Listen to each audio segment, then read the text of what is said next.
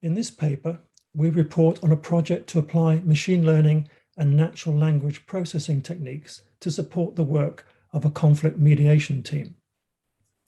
My name is Rob Procter, and this project is joint work with Miguel Arana Catania and Felix van Lier, and it will be presented jointly. Miguel and I are with the Department of Computer Science at Warwick University and the Alan Turing Institute, and Felix is with the Government Outcomes Lab, Blavatnik School of Government, Oxford University. Traditional methods of analysing qualitative data, such as grounded theory and its many variants, are very labour-intensive. With the proliferation of new sources and growing volumes of qualitative data, interest has grown in the possibilities of using machine learning and NLP to provide assistance in its analysis. In this project, we explore their application to assist in conflict mediation processes. Conflict mediation teams need to be able to track the positions of conflict parties on various topics over time, and this can be very challenging if these processes are lengthy, as they often are. So far, machine learning and NLP have only been used to a modest extent in this particular sphere, but practitioners of conflict mediation have expressed much interest in understanding and in harnessing their potential. So this project focused on how technology can support a particular subfield of peacemaking, namely peace mediation. During peace mediation, an impartial third party seeks to broker a peace settlement between warring parties to a conflict. So this type of support for peacemaking has become increasingly difficult over the last decades. This is because the type of conflicts within which peace mediators operate today have become much more complex, dynamic, and protracted. Mediators today are confronted with very dynamic and multi-layered peace negotiations that involve a very broad set of state and non-state actors often with diverging interests. So as a result, mediators often struggle to keep track of dialogue dynamics and the development of the positions of actors. They struggle to identify who the key actors to a conflict are and who are the spoilers, and to understand how different conflict areas are related and how to prioritize different aspects of a conflict. So our case study in Yemen is a prime example of such a complex mediation scenario. Our project partner had been facilitating mediation talks for several years and needed support to develop a tool to manage and understand the data they had produced over time, which would allow them to gain a better understanding on whether any progress had been made during the mediation process, and also to find new ways of analysis that would meaningfully support their strategic planning. Now, what is interesting about this project, I think, is that it is the first time that such digital tools have been developed in an ongoing mediation process and in close collaboration with practitioners. So we hope that this research will provide a basis for the development of meaningful and impactful tools that will effectively support peace mediation. Following a participatory design approach was essential to ensure that the mediation team were in control of the direction of the project and its requirements. Progress was discussed in bi-weekly meetings with the mediation team. Initially, these focused on building common ground, familiarizing the mediators with NLP and machine learning concepts, techniques, and capabilities, and also their limitations, helping us as developers to gain an understanding of the dialogue process, the data, and how it was generated, and agreeing on use cases with the mediation team to establish some initial requirements for how tools could support the dialogue and mediation process. Initial discussions identified 2 information extraction tools to organize dialogue text into predefined categories and to derive latent issues from the data, and data analysis tools to measure and track conflict actors' distances. That is, how close or how far apart the actors are on specific topics.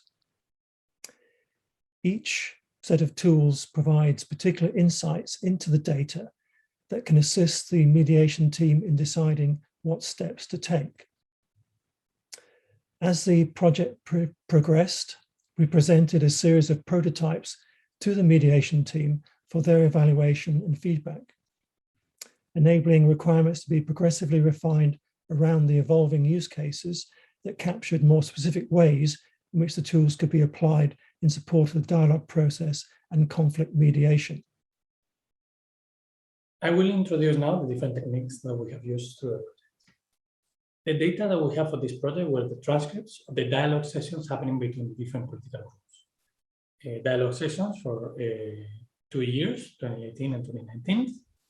Then also some additional context documentation that we use to have an overview of the conflict. First, what we had to do is pre-process the information. These dialogues were obtaining Word documents that were not, of course, we need to convert to a more suitable format. For example, recreating the conversation threads between different parties, deleting the information that was not part really of the dialogues, correcting spellings, and so on. We have also to identify what part of the information was the interventions of the different participants in the dialogues, when they participated, who was the person talking, which were the different organizations being involved, and so on. Once we have this data pre-processed, we developed 2 types of tools. One was the issue extractions tools. What we tried to do with these tools was to identify what were the participants talking about in the different moments of the dialogue. So let's start with this group of tools. This issue extraction tool, we have 2 different ways of extracting the issues. The first was the query-driven way. In that case, we start by a set of issues, a predefined list of issues prepared by the facilitators of the dialogues, where they identified 18 issues that were the main relevant issues that were discussed to the dialogues. These issues, like for example, state institutions, were defined by keywords, institutions, ministry, etc. And what we use in that case was a technique that is called the globe embeddings, where we use a mathematical representation of words that represent each of the words, taking also into account the meaning of the word. So for example, similar words or words that have a similar meaning tend to appear together in this representation of the words, and different words appear farther away.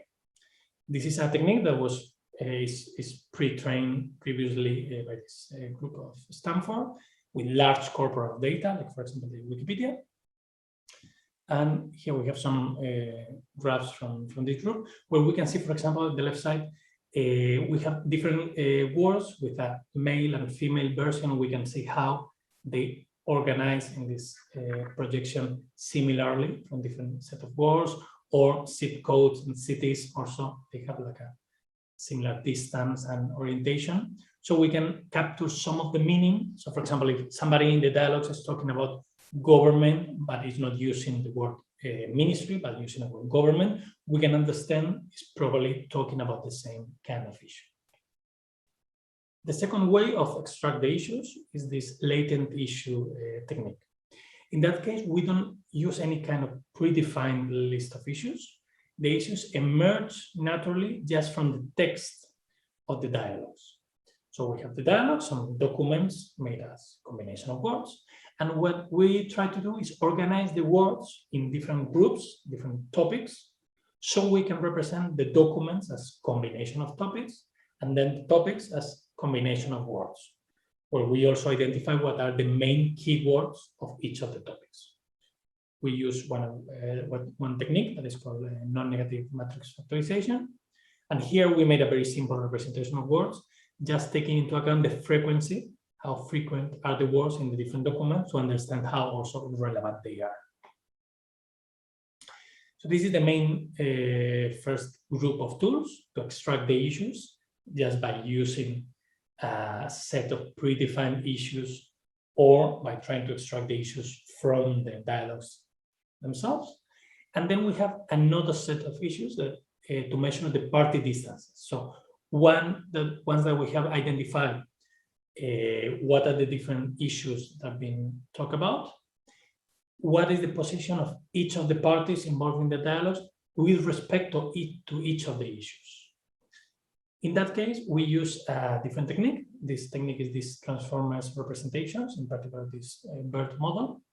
That is a contextual representation of words. So in that case, when we're looking at one of the words, we also look at which other words are used in the same sentence to understand the context and the meaning, to understand better the meaning of that word. So then we have a bit more advanced representation of the sentence. And then now we can collect all the sentences that one party has said about one issue, all the sentences that another party has said about another issue, the same issue, and then compare how close or distant are these different parties. And what to illustrate how this technique works also, we can see here at least this is from the Google group that developed this model, how different sentences that are using different words that have a similar meaning are identified like being very similar, talking about the same issue. So essentially, this is the technique that we use. And these are the two main groups of tools and techniques that we use through the project. First, we identify what are the issues that are being talked about and what each party has said about each of the issues. And then we can compare how close or distant are each of the parties for each of the different issues, or globally among all the different issues. So let's turn now to how these tools can be used in practice. So broadly speaking, the tools that we develop may help mediators in two ways. In the first place, it may help them to manage knowledge in a better way, and it may also offer additional options for dialogue analysis. So let's start with the knowledge management first and the creation of the dataset. The dataset the dataset organized what was an impractical and unworkable mass of text into a structured spreadsheet. And this first step already allowed mediators a much better navigation of the data. They were able to retrieve information much more quickly and precisely. For instance, if they wanted to know what was said by whom at a particular time of the dialogue, they could do that now simply by using the filtering function of a spreadsheet software. The development of the issue extraction tools significantly enhanced the richness of this dataset. They added an important information to the table by organizing text into particular conflict areas. So now, in addition to information such as the time at which something was said, a participant's name, an organization, mediators can now filter all comments that have been made with regards to a particular topic. So for example, this allows mediators to quickly obtain information on what a particular party had to say on a particular issue at any given time, or track the position of a party on an issue and how it changed over time. So this can then be used to further investigate why shifts in a party positions may have occurred, or to hold parties accountable to particular positions, and to concentrate work on a particularly controversial issue. So what these tools bring to the table in the first place is that it makes available data accessible, and information is much more readily available now for mediators, and they can use and rapidly put this information to use.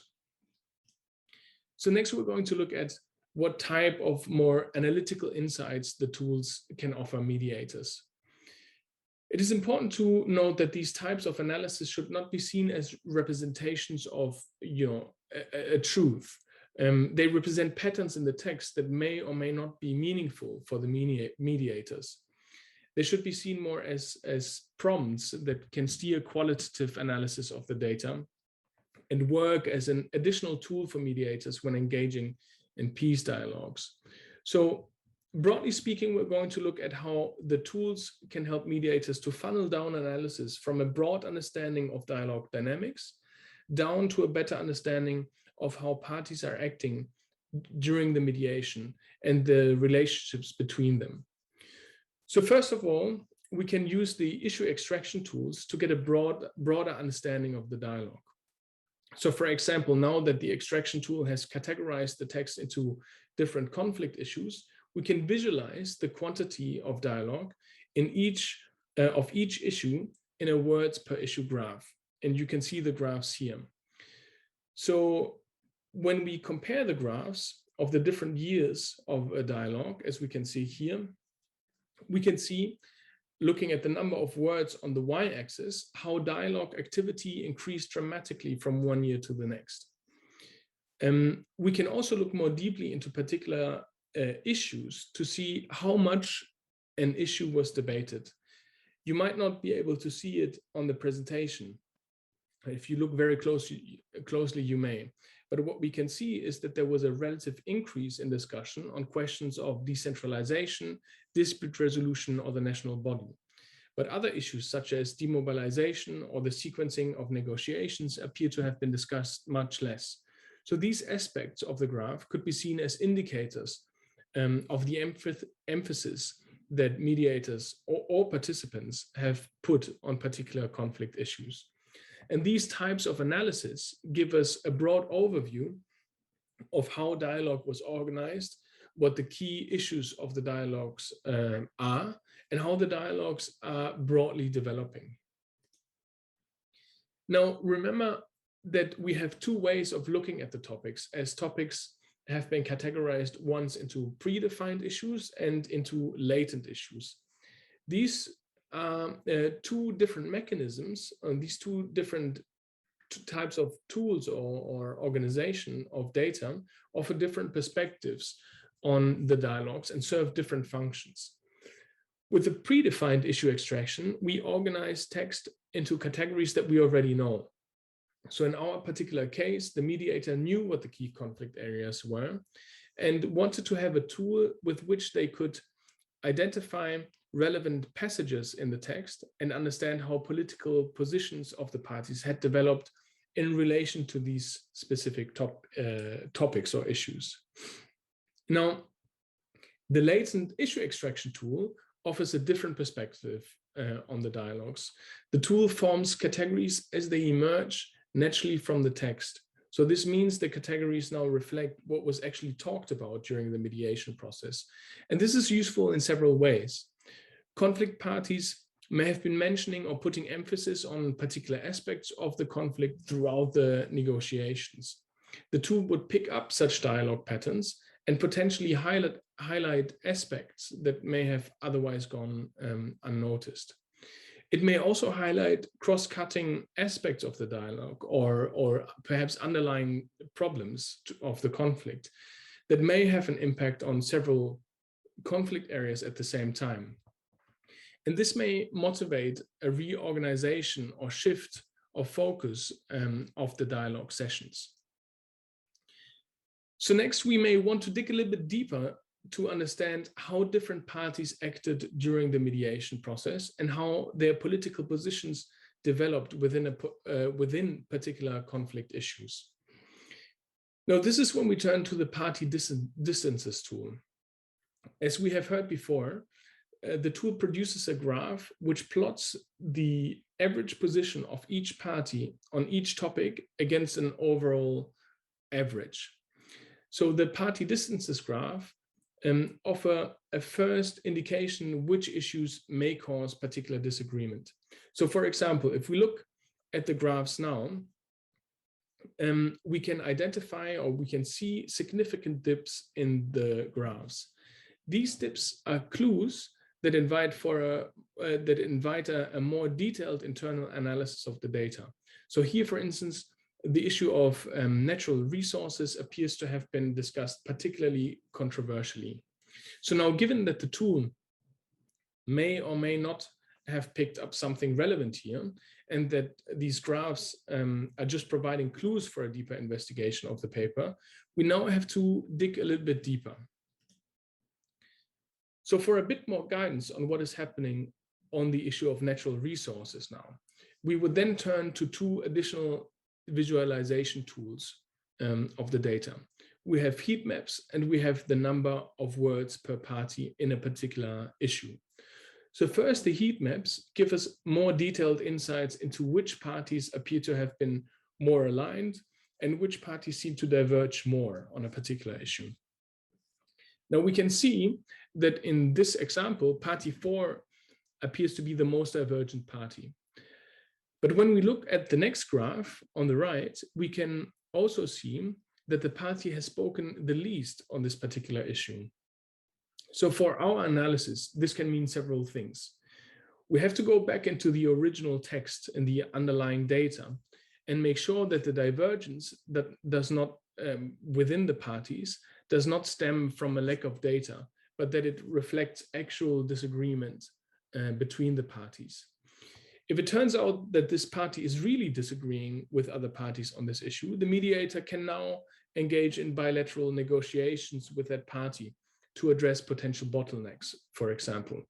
Or we could reconsider also a reallocation of speaking time to make sure that all parties are heard, given that some parties are clearly dominating dialogue here. But there are many different ways that we can interpret this data in the particular context of the negotiations.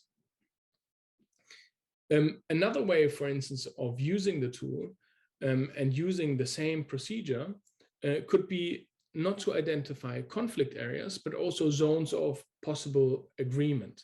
So we may find that over time, parties appear to be converging on particular issues. Mediators can use these visualizations to see whether such zones of possible agreement are emerging and then focus on these to reach agreement. So to conclude, we think that these brief examples illustrate that machine learning tools can effectively support mediators in managing knowledge and also offer new forms of dialogue analysis, which may help devising effective strategies for peace dialogue. I'll turn now to Rob, who will explain a little bit more, flesh out a little bit more the opportunities, but also the limitations of these tools. To conclude, this case study suggests that machine learning and NLP can play a useful role in supporting and informing mediation strategies in conflict mediation processes.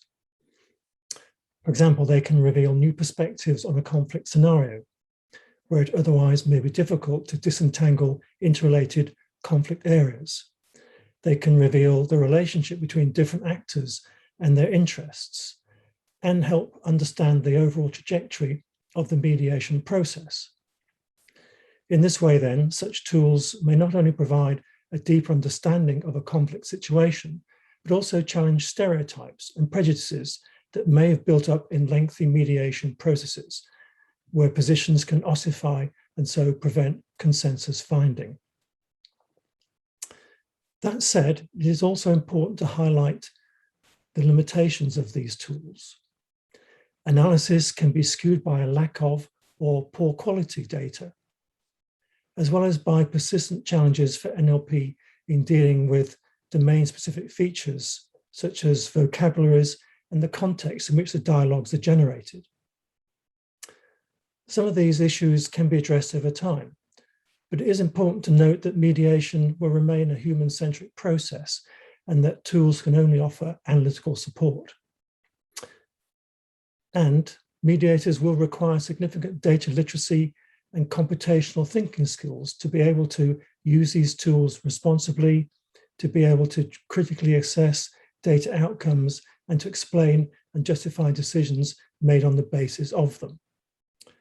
Finally, some reflections on methodology. If users are to acquire an understanding of the capabilities and limitations of machine learning, and data scientists are to create context-sensitive, targeted, effective, trustworthy, and ethical tools, then a participatory design approach is essential. It has long been recognized that introducing new tools into work practices requires adaptation by users, but it also raises a need to adapt these tools as users gain familiarity with them and discover their strengths and weaknesses. In this way, new requirements emerge.